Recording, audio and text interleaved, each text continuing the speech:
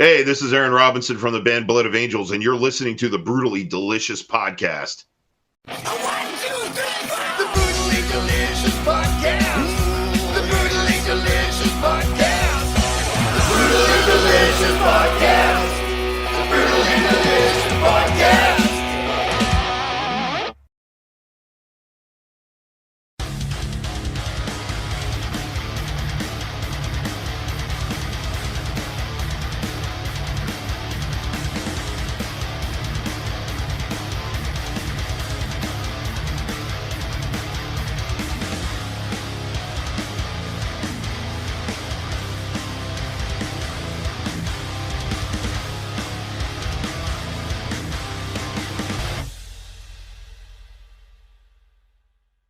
Hey, good to see you again, my friend. Same here. How you doing? Good. That's my partner, Chris. Hi, Hello. Chris. Hey, sorry, Hello. we got into some weird shit in the last one. That's always fun. Oh yeah, I don't even know how to explain it, Chris. How do you explain what we got into? I don't know. The last one was just a little Off the rails. off the rails. Yeah. Like, We're all metal people. I mean, we can handle anything. Yeah. yeah. Well, We'll see. We'll get there. we'll get Okay. there. Yeah. Trust me, we do every episode. Anyway, Sounds like fun. it's good to see you, Aaron. It's been a while. Yes, it has been. You've been doing well. Yeah, overall. Yeah. So, for those not familiar, because I'm quite familiar, but I'm not sure Chris is. Those not familiar with Blood of Angels, give us the two-sentence boardroom pitch. The Two Sons Boardroom pitch is that we're a metal band based in Tampa, Florida, that's heavily influenced by our own local death metal scene and also the melodic death metal scene of Sweden. So we blend the Gothenburg and our local roots together into one cohesive sound. At least that's the mission. We try our best. Excellent. Well, I'm going to go ahead and jump in real quick, Chris. Because, Yeah. congratulations, and I think that's what started this conversation here. You guys Yeah, just good. won the best metal band at the Hollywood Independent Music Awards. How did Yes. that go? What did that feel like? And how did it even come about? Well, actually, when we released the single "Spillage" last October, what I was looking for, is to submit to the Independent Music Awards, which we've been a part of before on our debut single "Odin's Wrath." We won Best Metal Hardcore Song for that one in 2018. Unfortunately, I guess the organization didn't survive past COVID, but I came across the Hollywood Independent Music Awards, so I went ahead and submitted "Spillage" to that. Of course, we got we heard about the nomination like around the end of June. So I was excited. So immediately started planning our trip to Los Angeles. And we got there. And I participated in award things before, but not quite at this level. I think to really describe it, it was like the miniature Grammys. There was the red carpet. We had our photos taken I don't know, about at least a dozen times, a bunch of different flashes hitting us at the same time, hitting the red carpet. And we went from one interview with the Hollywood Moment and then somebody else's podcast and somebody else's podcast. We did about 6 interviews before we actually got into the theater, where we'd sit down and the ceremony began. Right. Yeah. And of course, our category came up about halfway through. And, I didn't know what to expect, whether it'll win or not, or whatever, because the other nominees, very good music. I've listened to them, so it was anyone's game. But when our name, when it said the winner is, and our name came up on the giant screen with the Spillage cover, and they started playing the song, and it's like my heart jumped out of my chest. So that was really exciting. Then then the winner's interview and everything else. So, and the after party, was absolutely incredible. So yeah, it was great being at the Avalon Theater. Nice. All I can picture is a bunch of guys dressed up like metalheads, full facial hair, long hair, and they announce the winner, and you're like, oh,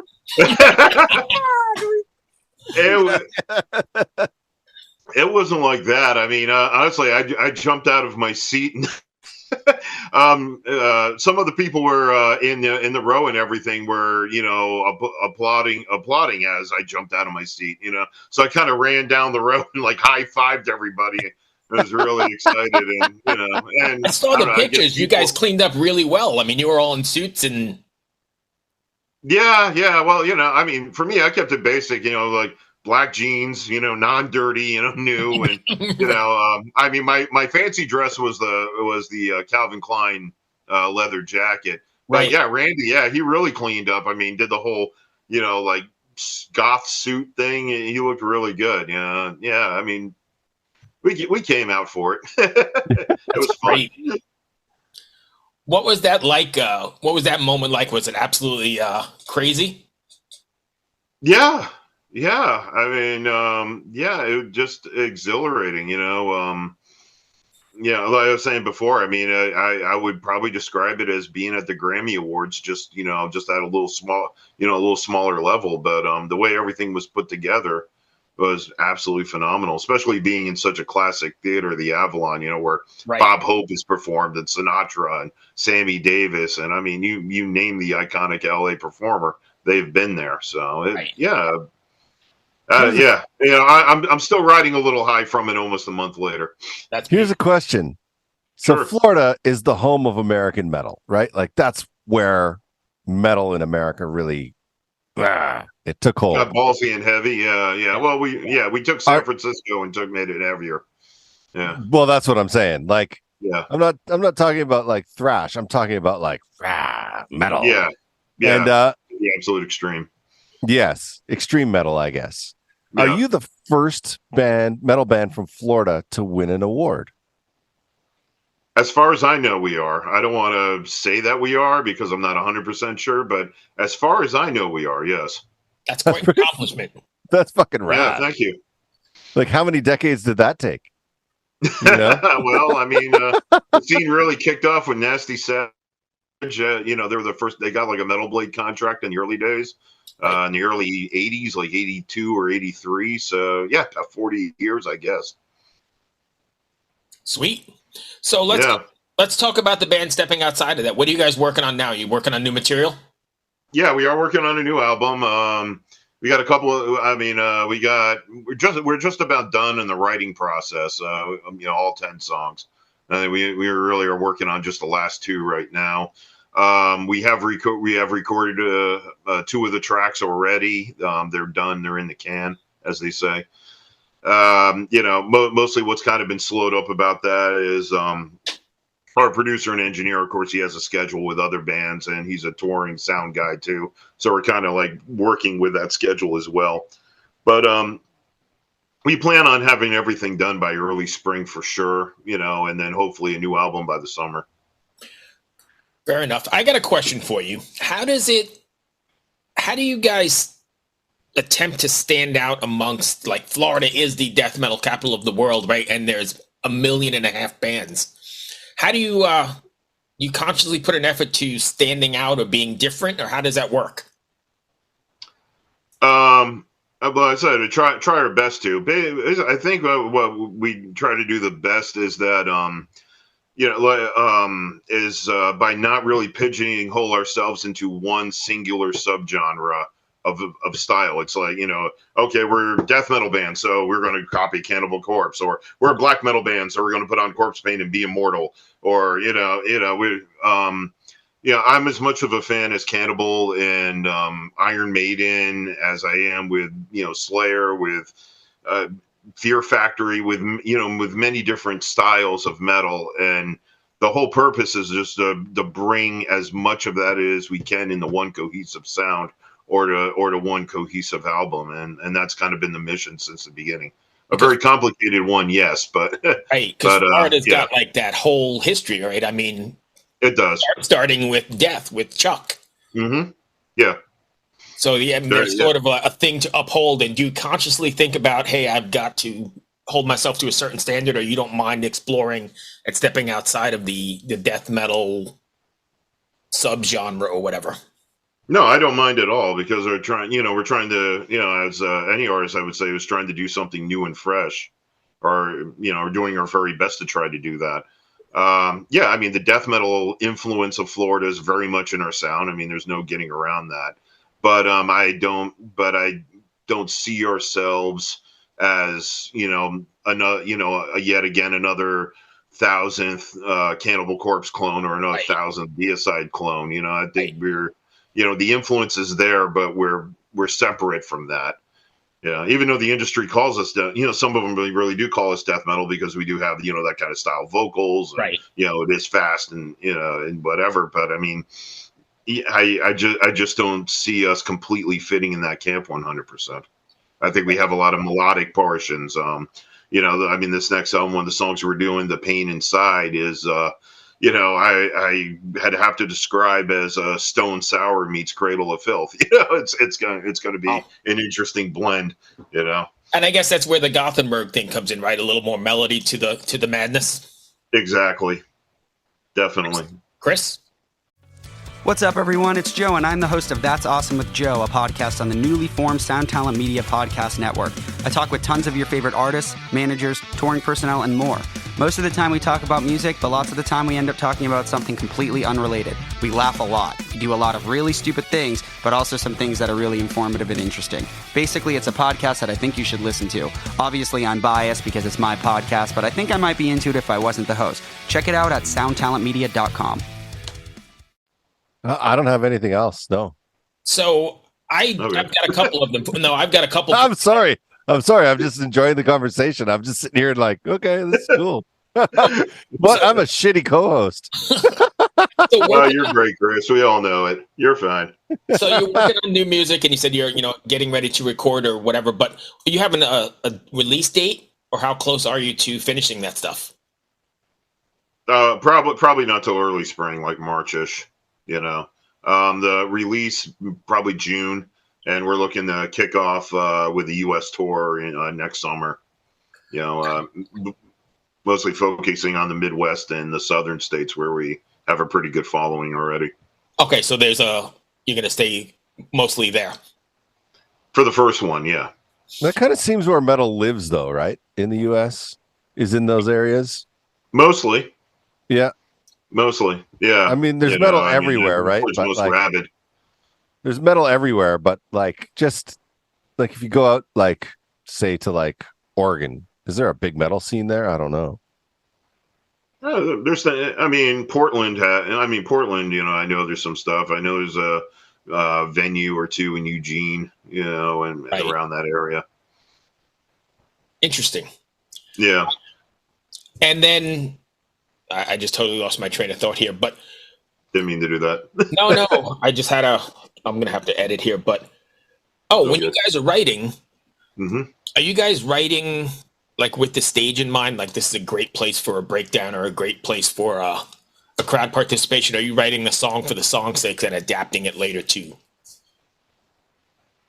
No, I don't think we're doing that, but there are portions in the songs, right, that do come out like this is a good moment for something like that. Yeah, but it's never really much of a thought. No, not initially. Mostly the thought of is just to make 10 songs of a theme, of a cohesive meaning and message behind it, that works on the scale as a recording, as a complete album work. But within, like I said, within that context, you usually find moments where, this is a part that we can kind of repeat a little bit and try to get the crowd, to scream, like part of the chorus or things like that. Right. So, and along those same lines, and how does it make you feel when the power and the energy you envisioned in the studio writing that song comes to life on a stage in front of those people? When the reaction is really positive, it's amazing. On the flip side, then, what does it make you feel like when it falls dead? I can't honestly, thankfully, I can't really think of a moment where it has really fallen dead. Most of the people get it, Right. I guess they're coming to a death metal show, so they should. Yeah, exactly. And then I come into a Britney Spears show. Yeah, so that makes sense. Very true. Well, I wouldn't mind seeing them in some leggings. No. No. Aaron, I like you a lot. Even when glam was at its height, I hated it. So. I like you a lot, Aaron, but I don't want to see you in spandex. No. This ass does not go in spandex. Little tank top. Honestly, there are too many people already out there that shouldn't be in skinny jeans. I 100% agree. So I'll be the first to admit I'm a big fan of the glam scene. I have been for since the 80s. I grew up in the 80s, but you don't want to see my fat ass in spandex either. Yeah, or maybe you do, but that's a whole nother show. Well, maybe back in the day, right? Back in the day, I would have that can look for sure. Yeah, I'm long past those days myself too. So my curiosity has gotten the best of me. What's the diploma behind you? Oh, that one. Oh, yeah, that's my wife's associate's degree. Oh, yeah, nice. So, Aaron, we do something here because TikTok and all that stuff is pretty good, and I've got somebody doing this stuff for us where we do these quick little shorts. So I'm going to show you a picture, and Chris has actually already seen this one, so it's not new to him. And I need you to tell me what's going on in the picture and what the next frame would be. Oh, God. All right. All right. And hopefully you've got a good sense of humor, which I think you do. What do you got there, Aaron? I'll try my best.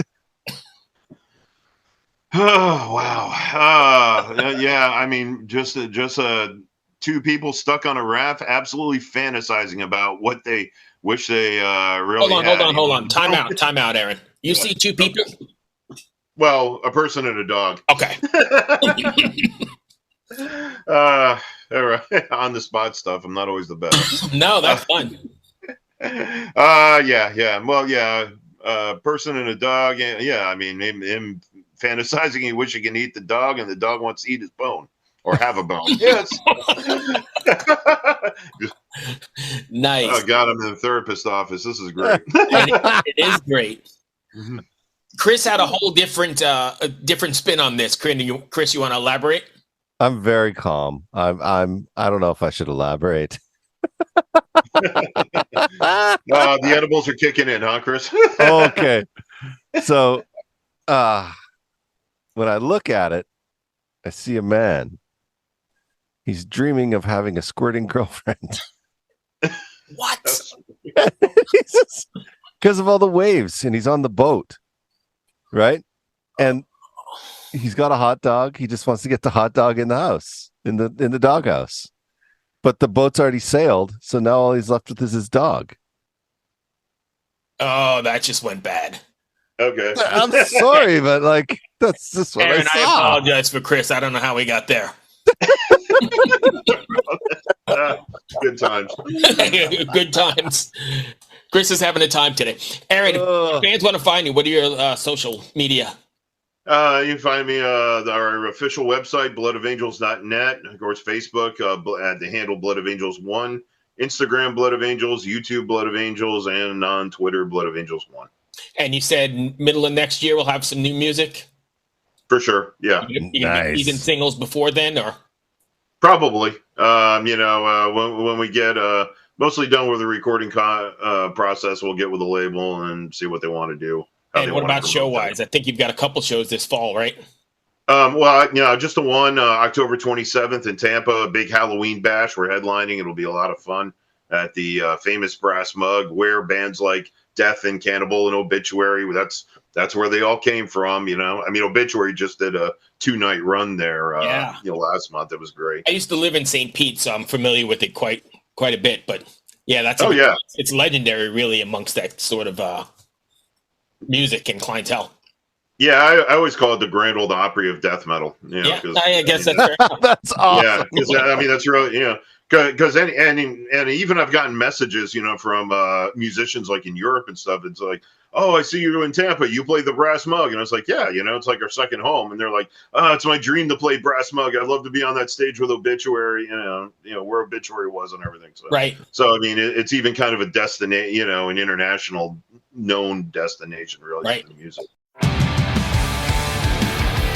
What's up, everybody? I am Finn McKenty, host of the Punk Rock MBA podcast, part of the Sound Talent Media Podcast Network. My podcast is all about doing what you love for a living, and every week I sit down and talk to people who have done exactly that. For example, musicians like Tommy from Between the Buried and Me, Matt from Periphery, Lil Lotus and Shinigami, among many others, photographers, artists, designers, YouTubers like Glenn Fricker and Sarah Dici, and I unpack exactly how they got to where they are today with the goal of helping you do the same. So if that sounds cool, you can listen and subscribe at soundtalentmedia.com, and I'll see you there.